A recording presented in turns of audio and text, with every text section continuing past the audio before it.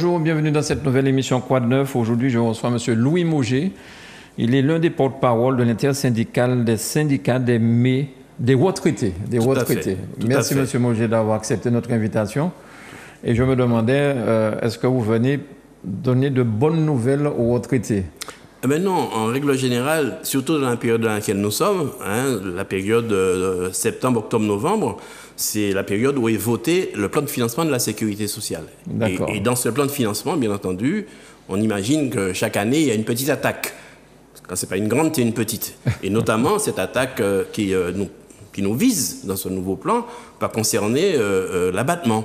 On a un abattement sur nos impôts et cet abattement-là va être diminué. Il y a un abattement qui va être revu. Donc, ça veut dire qu'à terme, la pension va être diminuée. C'est ça. Ouais. D'accord. Donc, en Martinique, on a quand même du mal à comprendre certaines choses, à comprendre comment des gens peuvent vivre avec une si petite retraite. Vous m'aviez expliqué tout à l'heure qu'il y a des gens qui touchent 100 €, il y a des gens qui touchent moins de 500 €. Comment aujourd'hui on peut vivre avec ça seulement d'argent? Pourquoi les gens ne touchent pas un minimum vieillesse obligatoire? C'est vrai, c'est une très bonne idée. C'est l'une des idées que nous préconisons d'ailleurs. Un minimum vieillesse, d'ailleurs, ajouter de la cherté de la vie, du coût de la cherté de vie, puisque nous savons que la vie est plus chère ici qu'ailleurs. C'est reconnu. La preuve, c'est que c'est versé aux salariés de la fonction publique. Et c'est vrai qu'on ne peut pas comprendre qu'une fois qu'on arrive à la retraite, qu'on a une rémunération qui est réduite de moitié. Bien entendu, avec un petit ajout de la retraite complémentaire. Mais ça reste toujours dans un environnement qui correspond à 60% de la rémunération précédente. Et c'est vrai que les conditions de vie ne changent pas, c'est-à-dire que les prix augmentent. Et d'ailleurs, nous avons expliqué dans la déclaration, alors je profite pour dire que l'intersyndicale est composée de la Fédération des syndicats de la fonction publique, de la FSM, de la CDMT, de la FSU, de la CFTC, de Force ouvrière.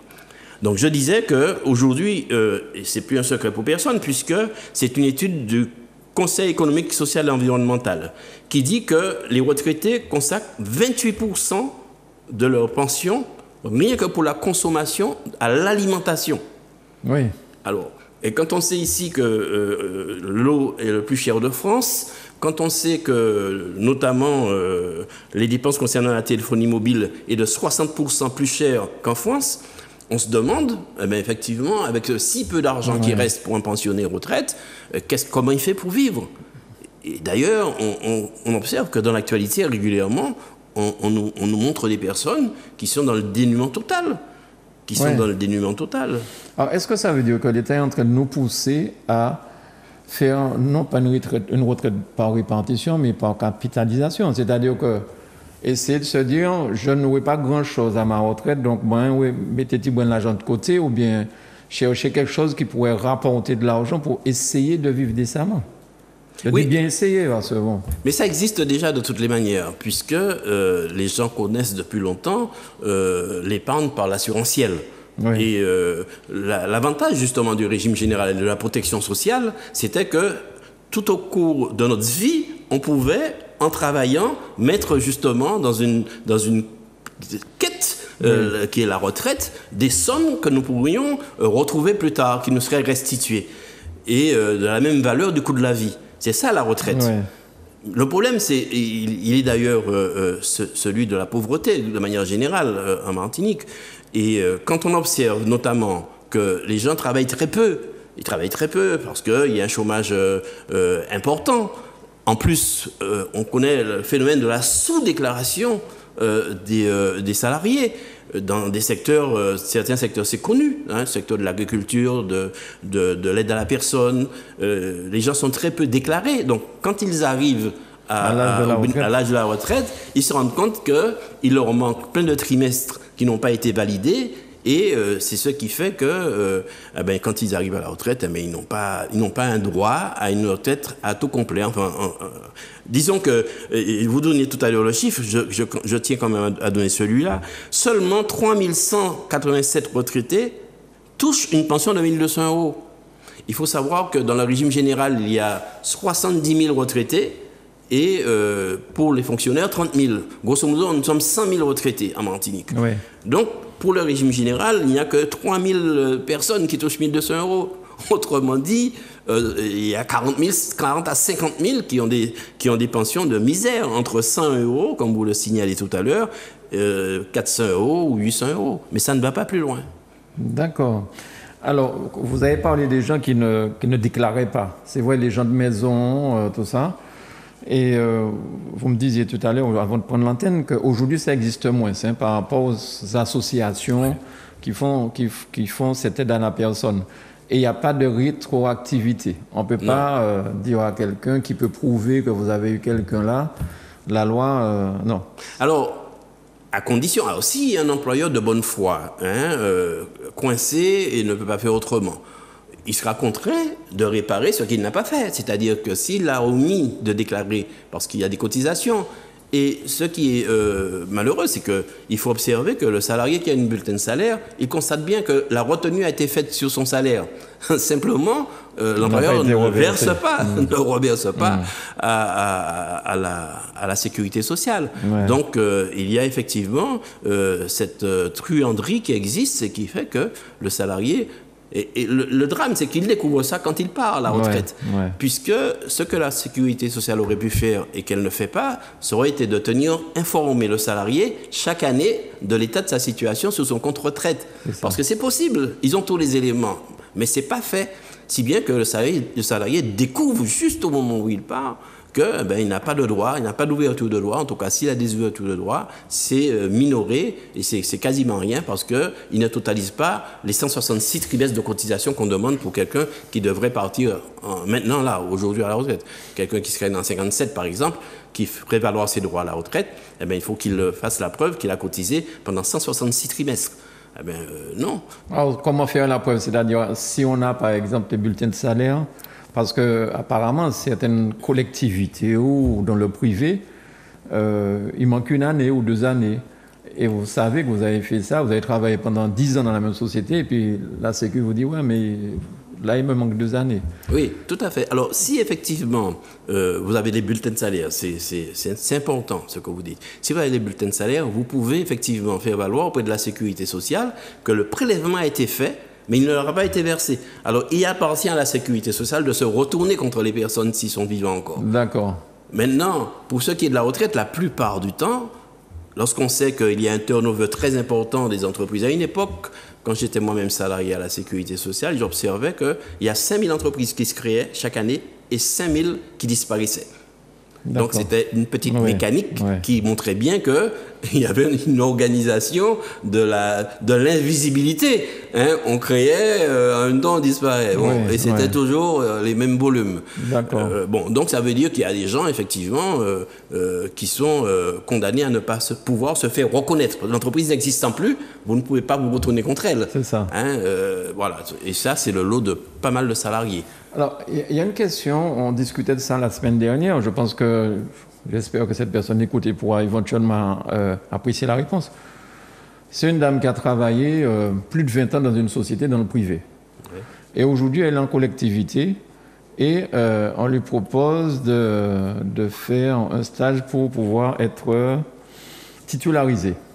Et on lui explique que cette collectivité risque de prendre le nombre d'années travaillées dans le privé, additionner tout ça. Donc la question qu'elle se pose aujourd'hui, a-t-elle intérêt à faire ça? Ou a-t-elle intérêt à garder ce qu'elle aura comme retraite dans le privé et ce qu'elle aura dans la retraite dans la collectivité? Donc pour elle, c'est une grande question, elle ne sait pas quoi faire. Est-ce qu'il faut signer cette titularisation ou pas? Est-ce que vous avez une réponse à ça? La réponse qui me paraît objective, c'est qu'effectivement, il faut que soit faite une jonction des droits. Parce que pour faire liquider son droit à la retraite, il y a 2 conditions. Il y a une condition d'âge, il faut avoir 62 ans. Bien sûr. Et puis, il y a une condition de trimestre validé. C'est ça. Bon. Donc, tant qu'on a passé 2 conditions-là, on ne peut pas faire valoir la notion de trimestre, de pension à taux plein. Hein, il y a une notion de pension à taux plein, on peut partir, hein, mais on n'aura pas un taux plein. C'est ça. Hein, et il y aura, comme pour les assurances, bonus-malus, et dans la circonstance, malus, puisque vous n'avez pas le nombre de trimestres. C'est ça. Donc on va déduire d'un montant que l'hypothèse voudrait que si vous avez travaillé le nombre de trimestres, vous avez droit à temps. Eh bien, après, on va simplement faire une déduction pour dire, mais comme vous manquez le trimestre de l'année dernière, celui de l'année d'avant, etc., et on va faire effectivement une défalcation de manière à vous ramener à une trimestre minoré. Mais apparemment, elle aura le nombre de trimestres, puisqu'elle ne part pas là encore, elle partira dans 2 ans. Mais la question qu'elle se pose, faut-il signer cette titularisation si la collectivité, si on mélange les 2 retraites? Enfin bon, je comprends que ça la préoccupe, mais je ne sais pas quoi lui répondre. Mais... Oui, mais de toutes les manières, c'est la Caisse générale qui va lui liquider ses droits.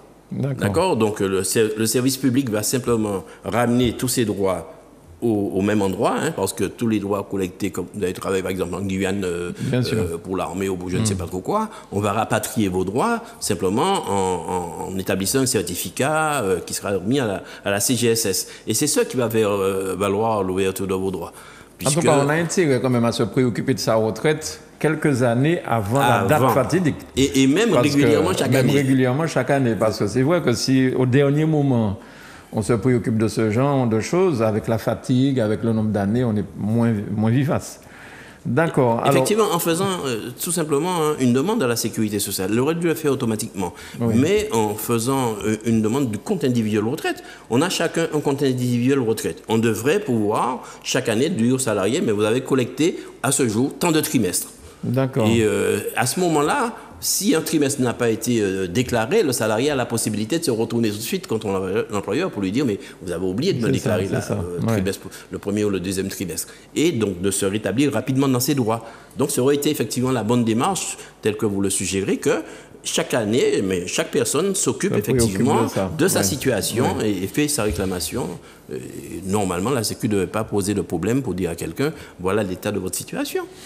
Est-ce que ceux qui touchent 100 € ne pourraient pas bénéficier ne serait-ce que du RSA de manière à avoir le minimum? Enfin, c'est même pas 500 €, c'est même pas le minimum vieillesse, je suppose, hein, chez nous. Le minimum vieillesse, c'est 800 €. C'est 800 €. Oui, voilà. Ça tourne autour de 800 €. C'est-à-dire, on va vous donner un complément. Si vous avez une ouverture de droit de 300 €, 400 €, d'accord. On va vous donner un complément. De manière à ce que vous ayez le minimum pour vivre. D'accord. Bon, ce qui est loin de la nécessité pour vivre. Vous voyez bien qu'il y a une différence entre la compréhension du minimum par le service de la sécurité sociale et puis ce que vous exigent les conditions de vie, avec un loyer, avec une voiture, avec le coût de l'électricité, le coût du téléphone, de l'alimentation. Et des enfants aidés des fois. Hein. Oui, même si c'est pas grand-chose, mais aider les enfants. Exactement. Vous faites bien de le signaler. La plupart du temps, les enfants, en fait, ne sont jamais partis. Hein. On hérite même des petits-enfants. Hein. Si vous allez un peu plus loin, vous allez voir que dans certains foyers, ce sont les grands-pères qui s'occupent des enfants. Oui. Et d'ailleurs, on le voit parfois dans l'actualité qui nous est proposée. Et ça montre bien, justement, que la pauvreté s'élargit. Le cercle de pauvreté s'élargit de plus en plus. Et les gens, ils sont obligés de se resserrer en génération pour pouvoir collectivement s'en sortir. Et la société fait énormément de dégâts de ce point de vue-là. Et tel que vous le suggérez, il n'y a rien pour réparer, il n'y a rien pour permettre justement que les gens aient une vie digne. Une vie digne, c'est une vie qui vous permet de vivre, de vous nourrir, de vous éduquer, de sortir, de vous divertir, de vous cultiver, etc. C'est ça, une vie de dignité. Et aujourd'hui, à la Martinique, nous avons... c'est l'un des départements où il y aura le plus de seniors. En effet. Donc, ce problème va s'accentuer, j'ai envie de dire, à la Martinique. Oui, alors vous mettez le doigt sur un problème qui se pose en ce moment même avec la question du coronavirus. On voit bien que la question du vieillissement, c'est la question qui est la plus problématique parce qu'on dit que les personnes âgées, du fait de leur comorbidité, puisque c'est vrai que plus on avance en âge, plus on est susceptible d'être malade, d'avoir des maladies immunes, d'avoir des maladies graves, etc. Et on se rend compte effectivement qu'il y a aujourd'hui plein de gens qui sont isolés. Quand je vous disais qu'il y a 100 000 retraités, sur les 100 000 retraités, je crois qu'il y a au moins 16% qui ont plus de 70 ans. La plupart du temps, ce sont des personnes qui sont grabataires, qui ont des maladies et qui souffrent énormément. Et ils ne sont à charge de personne. C'est ça. On parle des EHPAD, mais les EHPAD n'hébergent que 2000 personnes. Sur les 100 000 retraités, il n'y a que 2 000 personnes en EHPAD. Il faut avoir les moyens de payer. Parce que c'est extrêmement cher, me semble-t-il, de mettre ses parents dans un EHPAD. Exactement, vous avez parfaitement raison. Les maisons de retraite, tout ça, est-ce que sur ça, l'État ou la collectivité, la CTM, pourrait pas peut-être créer plus d'infrastructures de ce genre? Est-ce que c'est le manque d'infrastructures qui fait que ceux qui sont là coûtent cher? Ce que vous dites, c'est une revendication que nous développons. Nous disons qu'il faut effectivement penser dans la perspective que vous évoquiez. On sera le département le plus vieux. On est déjà à 100 000 retraités. On sera à 130 000. Et sur 300 et quelques mille habitants. Oui, puisqu'il y a une immigration qui se fait, les jeunes ne reviennent pas. Il y a un vieillissement de la population qui est forcément visible. Et les structures ne suivent pas. Les gens, la plupart du temps, du fait de leurs pauvres moyens, restent chez eux. Ils ne peuvent pas aller en établissement ni quoi que ce soit.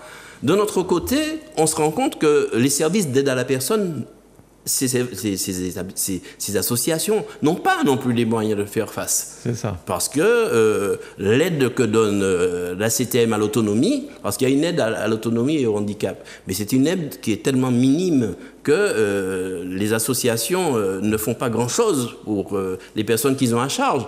Ils font uniquement que l'aide ménagère, alors que ces personnes-là, ils auraient besoin de quelqu'un pour lire, faire de la lecture avec eux, les emmener au cinéma, les emmener se divertir. Puisque la plupart du temps, les personnes isolées ne le sont pas par vocation. C'est parce que leurs enfants sont partis, en France ou ailleurs, et ne reviennent pas. Parce qu'ils se rendent compte qu'il n'y a pas de boulot, pourquoi ils vont... Pour faire quoi ils reviendraient? Et ça fait effectivement que ça nous crée un véritable problème du vieillissement. Et ce problème du vieillissement n'est pris en charge ni par l'État, ni par les collectivités. Il n'y a aucune réflexion qui amène à une action sur cette affaire-là. Et quand vous dites 2030, c'est demain. C'est demain. Alors, que fera-t-on des 130 000 retraités, à part les fonctionnaires qui vont peut-être avoir un revenu suffisant? Mais les régimes généraux, je vous disais, sur les 60 000, il n'y a que 3 000 personnes qui touchent 1 200 €. 3 000 personnes. Et le reste, c'est une vie à volo. Donc, il faut vraiment qu'il y ait une réflexion sur la prise en charge des personnes, qu'il y ait des infrastructures, comme vous les êtes en train de le suggérer. Sinon, ça va se terminer en drame. Ça va se terminer en drame. Ce sera un coronavirus bis, mais dans la vie normale. Parce que les gens vont mourir de pauvreté dans leur coin, d'insuffisance alimentaire et tout. Et le coût de la retraite n'est pas indexé comme le coût de la vie, je suppose. Ça n'augmente pas en même temps que le coût de la vie. Non, on a bien vu, je vous disais tout à l'heure, que ça a augmenté de 0,4%. Et ces 0,4%, ce n'est pas le coût de la vie. Déjà, le coût de la vie, on nous floue quand on nous parle de l'inflation. Souvent, on nous donne l'inflation comme mesure d'évolution du coût de la vie. Mais ça, c'est valable là-bas. Mais l'INSEE ne fait pas d'études du coût de l'inflation vraiment ici. Parce que ce serait beaucoup plus que ça, parce que la vie est plus chère. Et deuxième injustice, c'est que lorsque dans une étude, on vous dit, l'étude des prix, notamment des prix et de revenus, on vous met 1500 articles pour... voilà. Vous savez très bien que c'est pas... La brosse à dents n'augmente pas le coût de... Je ne veux pas dire que les hommes ne se brossent pas les dents. Mais c'est fait pour ramener les prix qui montent. C'est ça. Notamment les prix de l'alimentation. Tout à l'heure, je vous disais que ça représente l'alimentation seulement. C'est 28% du montant de la pension. Quand vous mettez le loyer, un loyer en HLM, c'est 300 €. Alors, lorsque vous mettez les médicaments qui ne sont pas remboursés aujourd'hui par la sécurité sociale, sous prétexte que c'est des médicaments de confort, vous avez des douleurs, vous êtes obligé d'avoir des frictions, d'avoir des cataplasmes, des machins comme ça. Et ça coûte cher et c'est pas remboursé. Donc, on se rend compte qu'effectivement, les gens se laissent aller à ne pas se prendre en charge, à ne pas s'auto-entretenir.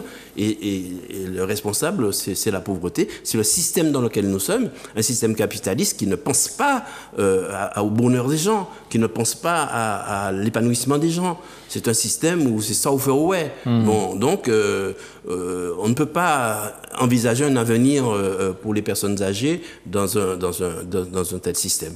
Et quand on voit, comme je vous le disais en entrée, que les mesures qui vont être prises dans le plan de financement, ce sera encore de réduire la retraite qui est versée, la retraite de base, on a tout intérêt, enfin, nous les organisations syndicales, nous appelons les travailleurs et les retraités à s'organiser pour faire bloc face à cette politique qui rogne sur nos conditions de vie et qui nous empêche à vouloir être heureux. Alors vous dites quelque chose de très important, c'est-à-dire le retraité peut toujours être dans un syndicat. Ah oui, oui.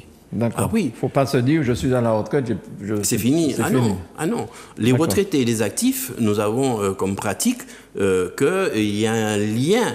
D'ailleurs, dans certaines branches professionnelles, ce sont les actifs qui négocient pour les retraités. D'accord. Il y a des comme l'EDF notamment, AEDF notamment, il y a des négociations qui sont faites pour les actifs, et ce sont les mêmes des syndicats qui sont les actifs qui mènent également des négociations concernant des avantages auxquels bénéficient les retraités.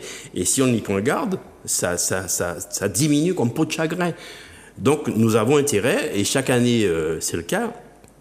Là, il y avait tous ces temps derniers des manifestations en France, des retraités, justement, pour en appeler aux politiques, parce qu'en quelque part, à défaut de nous adresser à des employeurs, parce que nous ne sommes plus au travail, mais nous nous adressons à ceux qui font la loi. Ouais. Ceux qui font la loi, ce sont nos députés, nos sénateurs.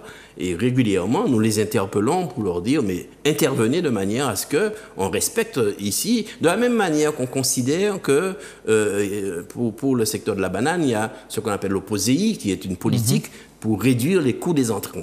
On dit, voilà, ce sont des gens qui sont ici, qui développent l'agriculture, mais ils sont pénalisés parce que les produits sortent en Europe, etc. Donc, il faut leur permettre d'émarger aux aides, etc. Ouais. Eh bien oui, mais c'est aussi pareil pour nous. C'est aussi pareil pour tous ceux qui consomment, puisque les produits de consommation sont plus chers. Donc, tout le monde aurait dû avoir droit aux 40%. C'est ça. À l'instar de ce qui se fait pour la production, on les aide pour qu'ils puissent faire face, justement, aux inconvénients de l'éloignement. Eh bien, nous aussi. Donc, on considère que le combat est à mener et nous sollicitons les élus en leur disant mais faites valoir ça, faites valoir le droit que nous ayons effectivement un niveau de vie correct, de manière à subvenir à nos besoins et à celle des générations futures. Est-ce que les CCAS dans les mairies peuvent se substituer un petit peu aux collectivités, à l'État pour aider les administrés? Mais encore ont-ils l'argent pour faire ça? C'est ça. Parce que dans les mairies, je pense que c'est vous connaissez la musique. Vous connaissez la musique et la chanson. Non, c'est effectivement, c'est le rôle des CCAS, mais ils n'ont pas d'argent. Les mairies, j'entends régulièrement M. Marajo le dire sur vos antennes, et il a raison. Les mairies sont endettées. La mairie de Fort-de-France n'est pas que celle-là. Toutes les mairies sont endettées parce qu'ils n'arrivent pas à faire face au fonctionnement normal. Parce que ils n'ont pas de revenus, l'État ne leur donne pas. Heureusement qu'il y a l'octroi de mer, qui est un impôt que nous payons, parce que c'est nous, en fait, qui finançons les collectivités, puisque l'octroi de mer, c'est nous qui la payons. Et en plus, pour l'octroi de mer, il faut se battre encore pour qu'on la conserve, parce que l'Europe n'arrête pas de donner des coups de boutoir pour enlever ce... C'est un combat de tous les temps. C'est un combat de tous les temps, et ça montre bien, justement, que l'État central n'a aucun respect pour nous. Ils ont su profiter de nous-mêmes. Ils ont su, parce qu'il ne faut quand même pas oublier que l'Europe doit son développement au pillage du tiers-monde et singulièrement à l'esclavage. C'est l'esclavage des Antilles qui a fait la richesse des ports de Bordeaux, de Saint-Nazaire, de La Rochelle, etc. Et qui ensuite a permis un développement du commerce en France. Et c'est ça la clé de départ. Le capitalisme primitif, comme on dit, est né sur les côtes de France et ça a été le résultat justement de cette politique de commerce triangulaire. Donc nous sommes à l'origine de la richesse en Europe. Et pas seulement en Europe, à certaines personnes aussi ici. Oui, bien entendu, puisque nous avons un passé présent. Donc les choses ne se déroulent pas différemment si nous n'y faisons garde et si nous ne prenons pas nous-mêmes à bras-le-corps ces revendications-là. Il faut que nous interpellions les autorités. Nous sommes en train de le faire là dans le cadre de la crise du coronavirus, notamment de l'obligation vaccinale. Hier encore, nous étions en discussion avec les organisations patronales, on peut le dire comme ça, pour que tout soit fait, parce qu'on dit qu'effectivement, le taux de vaccination dans le secteur de l'aide à la personne est de 30%. Alors, que vont faire les associations de l'aide à la personne? Ils vont abandonner les personnes chez eux, chez elles. Ils sont bien obligés de trouver des solutions parce que on ne peut pas dire qu'on va laisser sur le compte de la famille les personnes âgées. La famille n'est pas là, la famille est loin. Et donc, on est constamment dans cette préoccupation de la prise en charge des personnes âgées et il appartient aux politiques de le faire. Et ça, c'est notre préoccupation et notre combat. Monsieur Louis Mauger, merci beaucoup d'avoir accepté notre invitation et de nous donner ces informations importantes et capitales. Surtout, retenez que même si vous êtes à la retraite, vous pouvez toujours être syndiqué, puisque vous voyez bien qu'ils se battent pour réactualiser les choses. Vous faites partie, vous êtes l'un des porte-parole de l'intersyndical des syndicats des retraités à la Martinique. Merci beaucoup, monsieur Mauger. En leur nom à tous, je vous remercie de nous avoir invités pour que nous ayons à expliquer un petit peu la politique que nous menons et nos actions. Merci monsieur Mauger. Merci, Manuela, pour la réalisation. Merci à vous de nous avoir suivis. À bientôt.